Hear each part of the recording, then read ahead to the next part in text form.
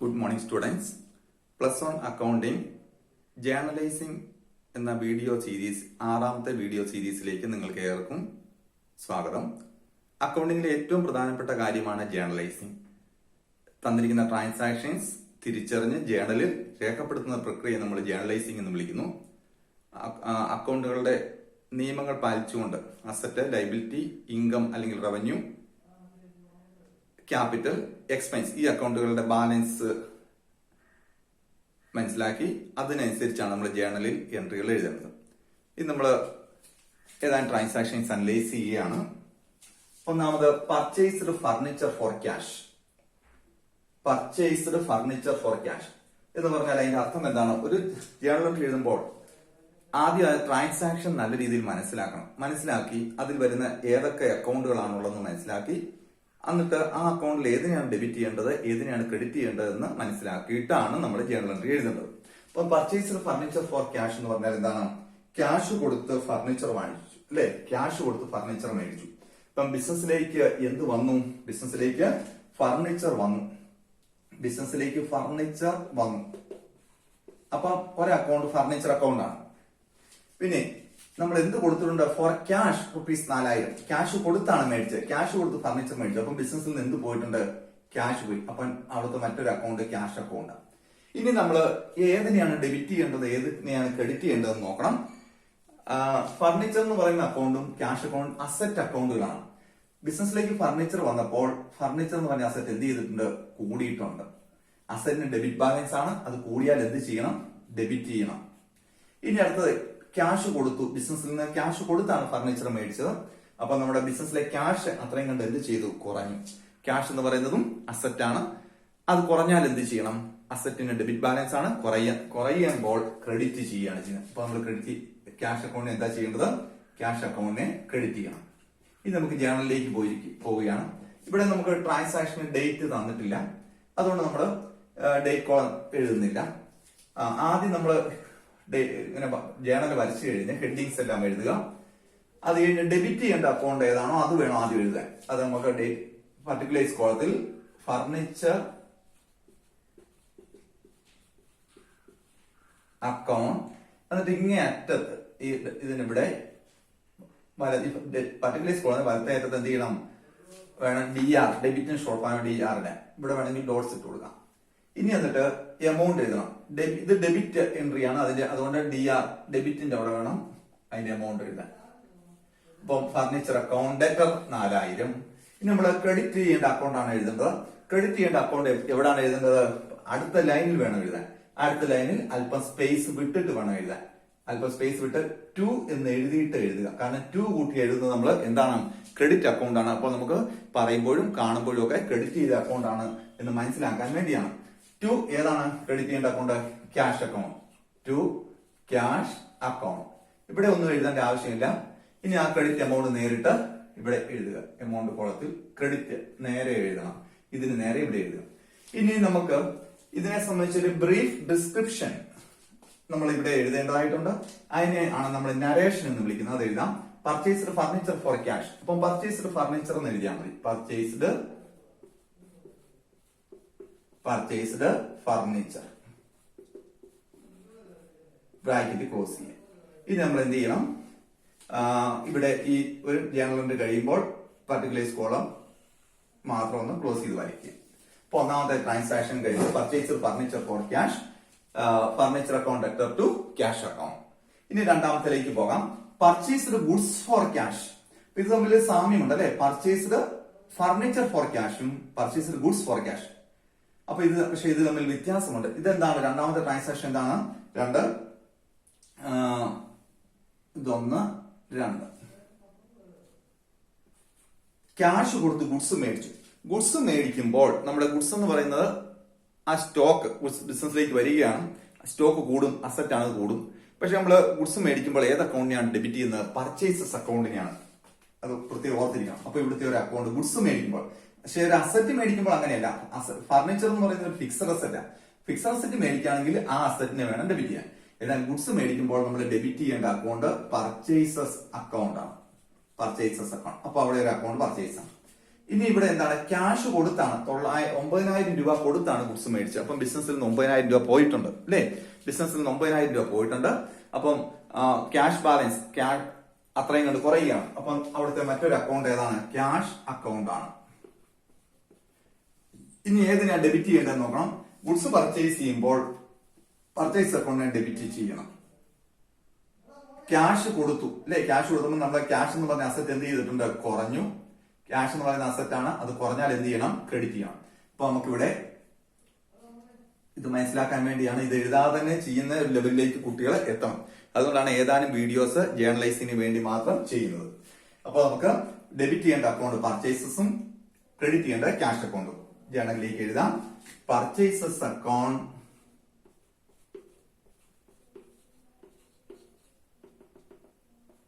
Debtor to credit aspect എഴുതുക. അപ്പൊ debtor എഴുതിക്കുമ്പോൾ എവിടെ എന്ത് എഴുതാൻ, എമൗണ്ട് എഴുതാൻ മറക്കരുത്. അതിന് നേരെ എമൗണ്ട്. ടു ക്യാഷ് അക്കൗണ്ട്, ക്യാഷ് കൊടുത്ത് മേടിച്ചാണ്, അപ്പം ക്യാഷ് അക്കൗണ്ടിനെ ക്രെഡിറ്റ് ചെയ്യുന്നു. അത് ക്രെഡിറ്റ് നേരെ ഇവിടെ നമ്മൾ അതിന്റെ എമൗണ്ട് എഴുതുന്നു. ഇതിനെ നമുക്കൊരു നരേഷൻ എഴുതണം. എന്താണ്, ക്യാഷ് കൊടുത്ത് ഗുഡ്സ് മേടിച്ചു, അപ്പം ക്യാഷ് പർച്ചേസ് എന്നുള്ള നരേഷനും എഴുതുന്നു. അതോടുകൂടി ആ എൻട്രി കംപ്ലീറ്റ് ആവുകയാണ്. അപ്പം പർച്ചേസർ ഇവിടെ നമുക്ക് രണ്ട് ട്രാൻസാക്ഷൻ കമ്പയർ ചെയ്യുമ്പോൾ അറിയാം. ഫർണിച്ചർ മേടിച്ചു, ക്യാഷ് കൊടുത്ത് ഇവിടെ ഗുഡ്സ് മേടിച്ചു. ഫർണിച്ചർ മേടിക്കുമ്പോൾ asset account debtor to cash, ഏത് അസറ്റ് ആണോ അത്. ഇനി മെഷീനറിയാണ് മേടിക്കുന്നെങ്കിൽ machinery account debtor to cash എന്ന് എഴുതും. ഇനി ഗുഡ്സ് മേടിക്കും purchase account debtor to cash. അടുത്ത ട്രാൻസാക്ഷനിലേക്ക് പോകാം. മൂന്നാമത്തെ transaction sold goods for cash. അതിന്റെ അർത്ഥം എന്താണ്, ഗുഡ്സ് വിറ്റ് ക്യാഷ് കിട്ടി. ആദ്യം നമ്മൾ അതിന്റെ അർത്ഥം മനസ്സിലാക്കണം. ഗുഡ്സ് വിറ്റ് ക്യാഷ് കിട്ടുകയാണ് ചെയ്തത്. അപ്പം ബിസിനസ്സിലേക്ക് എന്ത് വന്നിട്ടുണ്ട്, ക്യാഷ് വന്നു. അപ്പൊ അവിടുത്തെ ഒരു അക്കൗണ്ട് ആണ് ക്യാഷ് അക്കൗണ്ട്.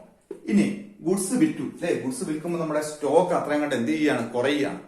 സ്റ്റോക്ക് എന്ന് പറയുന്ന അസറ്റ് ആണ്, അത് കുറയുമ്പോൾ എന്ത് ചെയ്യണം, ക്രെഡിറ്റ് ചെയ്യണം. പക്ഷെ നമ്മൾ നേരത്തെ തന്നെ വീഡിയോയിൽ ഞാൻ പറഞ്ഞുള്ളതാണ്, ഗുഡ്സ് വിൽക്കുമ്പോൾ സ്റ്റോക്കിനെ കുറയുന്നു, സ്റ്റോക്കിനെയാണ് ക്രെഡിറ്റ് ചെയ്യേണ്ടതെങ്കിലും നമ്മൾ സെയിൽസ് അക്കൗണ്ടിനെ ക്രെഡിറ്റ് ചെയ്യും. കാരണം ആ ഒരു സെയിൽസ് അക്കൗണ്ടിനെ ക്രെഡിറ്റ് ചെയ്താൽ മാത്രമേ നമുക്ക് ഒരു വർഷം കംപ്ലീറ്റ് നടന്ന സെയിൽസ് അറിയാൻ സാധിക്കത്തുള്ളൂ. അല്ലെങ്കിൽ സ്റ്റോക്ക് വരുമ്പോൾ സ്റ്റോക്കിലേക്ക് ഡെബിറ്റ് ചെയ്യും, സ്റ്റോക്ക് വിൽക്കുമ്പോൾ ഗുഡ്സ് വിൽക്കുമ്പോൾ സ്റ്റോക്കിലേക്ക് ക്രെഡിറ്റ് ചെയ്ത് കഴിഞ്ഞാൽ നമുക്ക് പർച്ചേസിനെയും സെയിൽസിനും എത്രയുണ്ടെന്ന് തിരിച്ചറിയാൻ പറ്റില്ല. അതുകൊണ്ട് നമുക്ക് സെയിൽസ് അക്കൗണ്ടിന് വേണം എന്ത് ചെയ്യാൻ, ക്രെഡിറ്റ് ചെയ്യാൻ. ഗുഡ്സ് വിൽക്കുമ്പോൾ സെയിൽസ്, ഗുഡ്സ് വാങ്ങുമ്പോൾ പർച്ചേസ് അക്കൗണ്ട് ഡെബിറ്റ്. അപ്പൊ ഇവിടുത്തെ രണ്ടാമത്തെ അക്കൗണ്ട് സെയിൽസ് അക്കൗണ്ട് ആണ്. ഇനി ബിസിനസ്സിലേക്ക് ക്യാഷ് വന്നതാണ് അല്ലെ, ബിസിനസ്സിലേക്ക് ഗുഡ്സ് വിറ്റ് ക്യാഷ് കിട്ടിയതാണ്. അപ്പം ക്യാഷ് എന്ന് പറയുന്ന അസറ്റ് എന്ത് ചെയ്തിട്ടുണ്ട്, കൂടി. അസറ്റ് കൂടിയാൽ ആ അക്കൗണ്ടിന് എന്ത് ചെയ്യണം, ഡെബിറ്റ് ചെയ്യണം. അപ്പം ക്യാഷ് അക്കൗണ്ടിനെ ഡെബിറ്റ് ചെയ്യണം. അപ്പൊ സെയിൽസിനെ എന്ത് ചെയ്യണമെന്ന് തന്നെയാണ്, സെയിൽസിനെ ക്രെഡിറ്റ് ചെയ്യണം. സെയിൽസ് നോർമൽ കേസിൽ സെയിൽസിനെ ക്രെഡിറ്റ് ചെയ്യത്തുള്ളൂ. അപ്പൊ നമുക്ക് ജേർണൽ എഴുതാം. Sold goods for cash. ഒന്നാമത് എന്താണ്, cash account debtor debit. Amount എത്രയാണ്, 7,000. Cash account debtor. ഇനി ക്രെഡിറ്റ് ആണ് എഴുതേണ്ടത്. ഇവിടെ ക്രെഡിറ്റ് സെയിൽസ് അക്കൗണ്ട്. അപ്പൊ അല്പം സ്പേസ് വിട്ട് അടുത്ത ലൈനിൽ ടു സെയിൽസ് അക്കൗണ്ട്. എമൗണ്ട് നേരെ ഇതിന് നേരെ 7,000 എഴുതും. 7,000. ഇനി നമ്മൾ ഇതിനൊരു നരേഷൻ എഴുതണം. എന്താണ്, ക്യാഷ് സെയിൽ എന്ന് എഴുതി. ഇനി നമുക്ക് ആ ട്രാൻസാക്ഷൻ തീരുമ്പോൾ അതെന്ത് ചെയ്യുക, ഇവിടെ ക്ലോസ് ചെയ്ത് വരയ്ക്കാം. ഇനി അടുത്തത് പർച്ചേസർ. വളരെ ഇതുവരെ നമ്മൾ കാണാത്ത ഒരു ഇതാണ്. Purchaser machinery on credit from Precision machines Limited ₹12,000. Purchaser machinery for credit, കടമായിട്ട് മെഷീനറി മേടിച്ചു. ഫ്രം പ്രിസിഷൻ മെഷീൻസ് ലിമിറ്റഡ് എന്ന് പറഞ്ഞാൽ അതാണ്. പ്രിസിഷൻ മെഷീൻസ് ലിമിറ്റഡ് എന്ന് പറഞ്ഞ സ്ഥാപനത്തിൽ നിന്ന് നമ്മുടെ ബിസിനസ്സിലേക്ക് ഒരു മെഷീനറി മേടിച്ചു. മെഷീനറി എന്ന് പറഞ്ഞാൽ എന്താണ്, ഒരു ഫിക്സഡ് അസറ്റ് ആണ്. അപ്പൊ അവിടെ വരുന്ന ഒരു അക്കൗണ്ട് മെഷീനറി ആണ്. ഫർണിച്ചർ മേടിച്ചപ്പോൾ ഫർണിച്ചർ വന്നു. മെഷീനറി മേടിക്കുമ്പോൾ ആ ഫിക്സഡ് അസറ്റിന്റെ അക്കൗണ്ട് നമ്മൾ എഴുതണം. മെഷീനറി അക്കൗണ്ട് വരും. മെഷീനറി എന്ന് പറയുന്ന ഒരു അസറ്റ് അക്കൗണ്ട് ആണ്. അത് മേടിക്കുന്ന നമ്മുടെ അസറ്റ് കൂടുകയാണ്. അപ്പൊ അതിനെ എന്ത് ചെയ്യണം, ഡെബിറ്റ് ചെയ്യണം. ഇനി നമ്മൾ ശ്രദ്ധിക്കേണ്ട കാര്യം, ഓൺ ക്രെഡിറ്റ് ഇവിടെ എടുത്ത് പറയുന്നുണ്ട്, കടമായിട്ടാണ് മേടിച്ചത്. കടമായിട്ട് നമ്മൾ ഒരു സ്ഥാപനത്തിൽ നിന്ന് പണം, മെഷീനറിയോ ഗുഡ്സോ എന്ത് മേടിച്ചാലും അവർക്ക് നമ്മൾ എന്ത് ചെയ്യണം, പണം കൊടുക്കാനുണ്ട്. അതൊരു ലൈബിലിറ്റിയാണ്. അപ്പൊ അതുകൊണ്ട് ആ ലൈബിലിറ്റി കൂടുകയാണ്.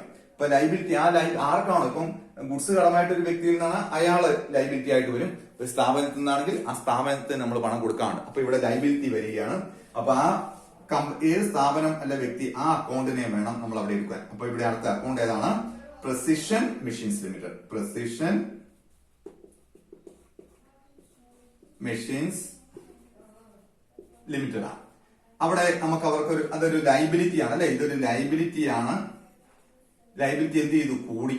നമ്മൾ കടമായിട്ട് മേടിച്ചപ്പോൾ നമ്മൾ അത്രയും നമുക്ക് ബിസിനസിന് മറ്റു പല ബാധ്യതകളും ഉണ്ടാവും. ഈ മെഷീനറിയും കൂടെ കടമായിട്ട് മേടിക്കുമ്പോൾ ബാധ്യത മൊത്തത്തിൽ പിന്നെയും കൂടിയാണ്. ഇപ്പൊ ലൈബിലിറ്റി കൂടിയാൽ എന്ത് ചെയ്യണം? ലൈബിലിറ്റിക്ക് ക്രെഡിറ്റ് ബാലൻസ് ആണ്. ലൈബിലിറ്റി ക്രെഡിറ്റ് ബാലൻസ് കൂടിയാൽ എന്ത് ചെയ്യണം? ക്രെഡിറ്റ് ചെയ്യണം. അപ്പം ഡെബിറ്റ് ചെയ്യേണ്ടത് ആ അസറ്റ് അക്കൗണ്ടിനെ. ഒരു അസറ്റ് മേടിച്ചു കഴിഞ്ഞാൽ അസറ്റ് അക്കൗണ്ടിനെ ഡെബിറ്റ് ചെയ്യണം. ഇവിടെ ഫർണിച്ചർ മേടിച്ചപ്പോൾ ഫർണിച്ചറിനെ ഡെബിറ്റ് ചെയ്തു. ഗുഡ്സ് മേടിച്ചാൽ പർച്ചേസ് അക്കൗണ്ടിനെ ഡെബിറ്റ് ചെയ്യും. ഇപ്പൊ ഇവിടെ മെഷീനറി മേടിച്ചപ്പോൾ മെഷീനറി അക്കൗണ്ട് ഡെറ്റർ എമൗണ്ട് എത്രയാണ്? 12,000. മെഷീനറി അക്കൗണ്ട് ഡെറ്റർ 12,000 ടു ഏതാണ്? ടു ഈ സ്ഥാപനത്തിന്റെ പേര്. വ്യക്തിയാണെങ്കിൽ വ്യക്തിയുടെ എഴുതും. To Precision machinery machines limited. To precision machines Limited. Precision machines Limited. Credit amount എത്രയാണ് എഴുതേണ്ടത്? 12,000. ഇനി ഇവിടെ നരേഷൻ എഴുതാം. Credit purchase of machinery. Credit purchase of machinery. Machinery കടമായിട്ട് മേടിച്ചു. അപ്പോൾ പ്രത്യേകം ശ്രദ്ധിക്കുക, ഇവിടെ ഒരു മെഷീനറി കടമായിട്ട് മേടിച്ചിരിക്കുകയാണ്. അപ്പോൾ machinery account debtor, asset account debtor, asset മേടിക്കാൻ അസറ്റ് മേടിക്കുമ്പോൾ അസറ്റ് അക്കൗണ്ട് ഡെറ്റർ, ക്യാഷ് കൊടുത്താൽ ടു ക്യാഷ് എന്ന് എഴുതും. കടമായിട്ടാണെങ്കിൽ സ്ഥാപനത്തിന്റെ പേര്. Machinery account debtor to precision machines limited. ഇനി അടുത്ത transaction purchase goods on credit from Hari. അപ്പൊ തൊട്ട് മുമ്പ് നമ്മൾ മെഷീനറി കടമായിട്ട് മേടിച്ചെന്ന് പറയുന്നു. അടുത്തത് എന്താ പറയുന്നത്? Purchase goods on credit from Hari. Hari എന്ന് പറഞ്ഞ ആളിൽ നിന്ന് ഗുഡ്സ് മേടിച്ചു. അപ്പോൾ തൊട്ട് മുൻപ് മേടിച്ച ഒരു ഫിക്സഡ് അസറ്റ് ആണ്. അപ്പൊ അസറ്റ് അക്കൗണ്ട് ഡെറ്റർ ടു എവിടുന്ന് മേടിച്ച ആ സ്ഥാപനത്തിന്റെ അക്കൗണ്ടിനെ ക്രെഡിറ്റ് ചെയ്തു. ഇത് ലൈബിലിറ്റി ആണ്, അതുകൊണ്ടാണ് ക്രെഡിറ്റ് ചെയ്തത്. ഇനി ഗുഡ്സ് മേടിക്കുമ്പോൾ നമ്മൾ പറഞ്ഞുകൊണ്ടാണ് അവിടെ വരുന്ന അക്കൗണ്ട് ഏതൊക്കെയാണ്? ഒരെണ്ണം പർച്ചേസ് അക്കൗണ്ടാണ്. ഗുഡ്സ് മേടിച്ചാൽ ഒരെണ്ണം പർച്ചേസ് അക്കൗണ്ട് ആണ്. ഇനി ഇത് കടമായിട്ടാണ് മേടിച്ചത്. ഹരി എന്ന് പറഞ്ഞ ആളിൽ നിന്ന് ഗുഡ്സ് കടമായിട്ടാണ് മേടിച്ചത്. കടമായിട്ടാണ് മേടിക്കുന്നതെങ്കിൽ ആ വ്യക്തിക്ക് നമ്മൾ എന്ത് ചെയ്യണം? പണം കൊടുക്കണം. അത് പിന്നീടാണ് പണം കൊടുക്കുന്നത്. അപ്പം ബിസിനസ് സ്ഥാപനം ഒരു വ്യക്തിക്കോ അല്ലെ ഏതെങ്കിലും സ്ഥാപനത്തിന് പണം കൊടുക്കുവാനുണ്ടെങ്കിൽ അവരെ നമ്മൾ സൺട്രി ക്രെഡിറ്റേഴ്സ് എന്ന് വിളിക്കും. അത് നമ്മളെ സംബന്ധിച്ചൊരു ലൈബിലിറ്റിയാണ്. ബിസിനസിനെ സംബന്ധിച്ച് ലൈബിലിറ്റിയാണ്. അപ്പോൾ ആ ലൈബിലിറ്റി സൺട്രി ക്രെഡിറ്റർ. അപ്പൊ ഇവിടെ ആരാ നമുക്ക് വരുന്നത്? ഹരി. അപ്പൊ നമ്മുടെ അടുത്ത അക്കൗണ്ട് എന്ന് പറയുന്നത് ഏതാണ്? ഹരീസ് അക്കൗണ്ട് ആണ്. അടുത്ത ഒരു അക്കൗണ്ട് ഹരീസ് അക്കൗണ്ട്. അതപ്പോ നമ്മുടെ ലൈബിലിറ്റി അല്ലെ കൂടി. അയാൾക്ക് നമ്മൾ എന്ത് ചെയ്യണം? പണം കൊടുക്കാണ്ട് ലൈബിലിറ്റി കൂടുകയാണ്. അപ്പൊ ലൈബിലിറ്റി ക്രെഡിറ്റ് ബാലൻസ് ആണ്. കൂടിയാൽ എന്ത് ചെയ്യണം? ക്രെഡിറ്റ് ചെയ്യണം. അപ്പോൾ പർച്ചേസിനെ നമ്മൾ എന്താ ചെയ്യണം? പർച്ചേസ് ഗുഡ്സ് പർച്ചേസ് ചെയ്യും. പർച്ചേസ് അക്കൗണ്ടിനെ ഡെബിറ്റ് ചെയ്യണം അല്ലെ. സ്റ്റോക്ക് കൂടി അസറ്റ് കൂടിയാണ്. അതുകൊണ്ട് അത് നമ്മൾ ഡെബിറ്റ് ചെയ്യണം. അപ്പൊ നമുക്ക് ജേണൽ എൻട്രി എഴുതാം. അഞ്ചാമത്തെ transaction journal entry purchases account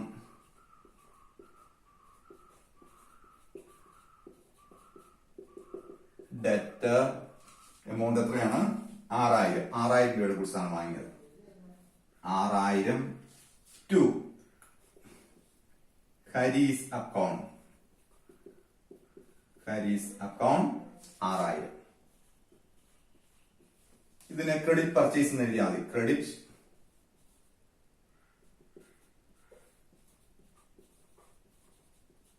purchase.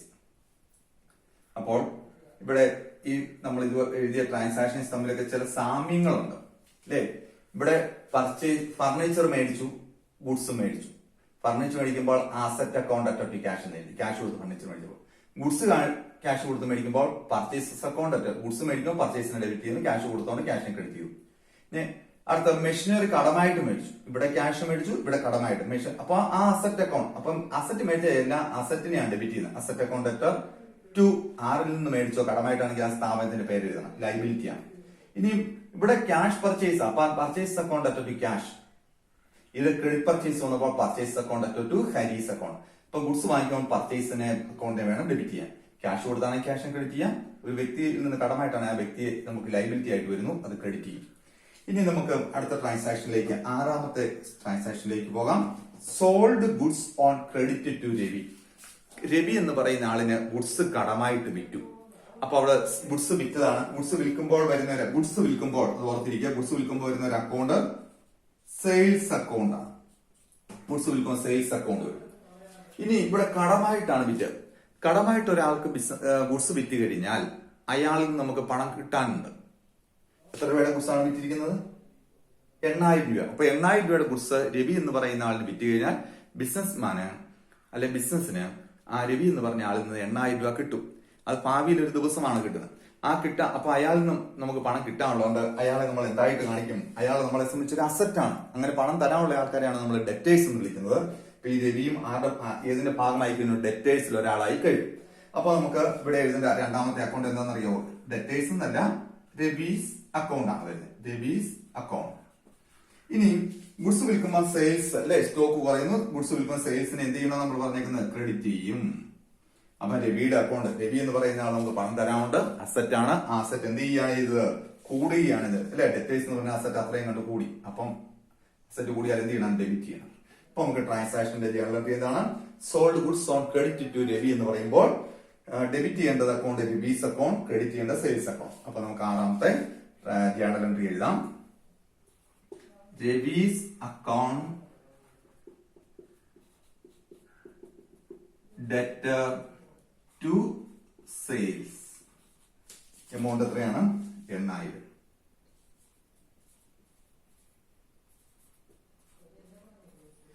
ഇതെന്താണ്? ക്രെഡിറ്റ് സെയിൽ ആണ്. അപ്പം നരേഷൻ അങ്ങനെ എഴുതുക, ക്രെഡിറ്റ് സെയിൽസ് എന്ന് എഴുതുക.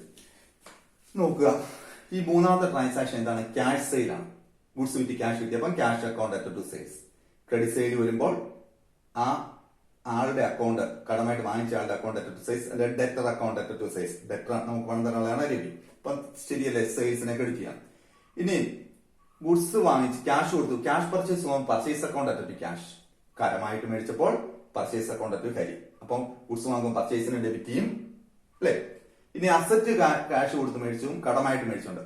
അപ്പം രണ്ട് കേസിൽ അസറ്റിനെ എന്ത് ചെയ്യും? ഡെബിറ്റ് ചെയ്യും. ക്യാഷ് കൊടുത്താണ് ക്യാഷിനെ ക്രെഡിറ്റ് ചെയ്യും. കടമായിട്ടാണെങ്കിൽ അവർക്ക് ആ സ്ഥാപനത്തിനെ ക്രെഡിറ്റ് ചെയ്യും, കാരണം അവർക്ക് നമ്മൾ പണം കൊടുക്കാനുണ്ട്. അപ്പൊ നമ്മള് ഗുഡ്സ് ക്യാഷ് കൊടുത്ത് മേടിക്കുമ്പോഴും കടമായിട്ട് മേടിക്കുമ്പോഴും എന്താണ് അത്? ക്യാഷ് സെയിലിന്റെയും ക്രെഡിറ്റ് സെയിലിന്റെയും കാര്യങ്ങൾ വരുന്ന ജേണൽ എൻട്രി. ഒരു അസറ്റ് ക്യാഷ് കൊടുത്തും കടമായിട്ട് മേടിച്ചാൽ എങ്ങനെയാണ് എഴുതുന്നത്? ഈ 6 ട്രാൻസാക്ഷൻസ്, വ്യത്യസ്തമായിട്ട് 6 ട്രാൻസാക്ഷൻസ് ആണ് നമ്മൾ കണ്ടത്. നിങ്ങൾക്ക് അത് മനസ്സിലായി കാണുമെന്ന് വിചാരിക്കുന്നു. ഓക്കെ.